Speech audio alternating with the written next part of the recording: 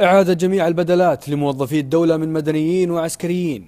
اعتماد صرف راتب شهرين للمرابطين الفعليين في الصفوف الأمامية. تقديم الاختبارات لجميع المراحل الدراسية لتنتهي قبل بداية شهر رمضان المبارك.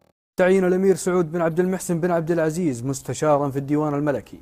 إعفاء أمير الباحة من منصبه وتعيين الأمير حسام بن سعود أميرا للمنطقة. تعيين الأمير عبد العزيز بن سلمان وزير دولة لشؤون الطاقة.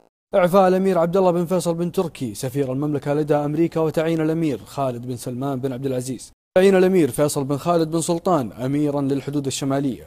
إعفاء الأمير عبد الله بن مساعد رئيس الهيئة العامة للرياضة من منصبه. تعيين الأمير منصور بن مقرن بن عبد العزيز نائبا لأمير منطقة عسير. تعيين الأمير سعود بن خالد بن فيصل نائبا لأمير منطقة المدينة المنورة. تعيين الأمير محمد بن عبد العزيز بن محمد بن عبد العزيز نائبا لأمير منطقة جازان. تعيين الأمير محمد بن عبد الرحمن بن عبد العزيز نائبا لأمير منطقة الرياض. تعيين الأمير أحمد بن فهد بن سلمان نائبا لأمير منطقة الشرقية. تعيين الأمير فهد بن تركي بن فيصل بن تركي نائبا لأمير منطقة القصيم. تعيين الأمير عبد الله بن بندر بن عبد العزيز نائبا لأمير منطقة مكة المكرمة. تعيين الأمير تركي بن هذلول بن عبد العزيز آل سعود نائبا لأمير منطقة نجران. تعيين الأمير أحمد بن عبد الله بن عبد الرحمن محافظا للدرعية. تعيين الأمير فيصل بن فرحان بن عبد الله الفيصل مستشارا بوزارة الخارجية. إعفاء وزير الاتصالات من منصبه وتعيين محمد بن عامر السواحة وزيرا للاتصالات. إعفاء خالد بن عبد الله العرج وزير الخدمة المدنية من منصبه وتكليف عصام بن سعد بن سعيد بالقيام بعمل الوزارة. أمر ملكي تشكيل لجنة للتحقيق فيما ارتكبه خالد بن عبد الله العرج وزير الخدمة المدنية السابق من تجاوزات. إعفاء وزير الإعلام عادل الطريفي من منصبه وتعيين عواد بن صالح العواد وزيرا للثقافة والإعلام. تعيين الفريق ركن الأمير فهد بن تركي قائدا للقوات البرية. تعيين الأمير عبد الرحمن بن محمد بن عبد العزيز آل عياف أمينا عاما لمجلس الوزراء. تعيين إبراهيم العمر محافظا للهيئة العامة للاستثمار بمرتبة وزير.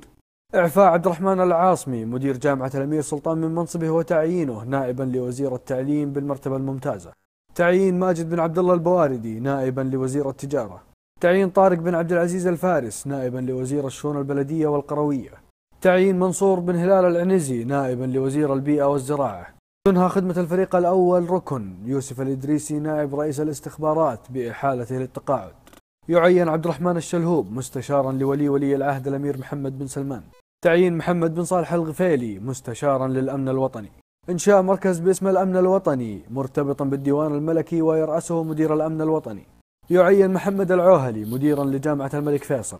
تعيين علي الحازمي نائبا للمؤسسة العامة لتحلية المياه. تعيين خليل الثقفي رئيسا لهيئة الأرصاد. تعيين أحمد الحقباني مديرا عاما للجمارك بالمرتبة الممتازة. تعيين محمد عبد الملك آل الشيخ رئيسا للهيئة العامة للرياضة.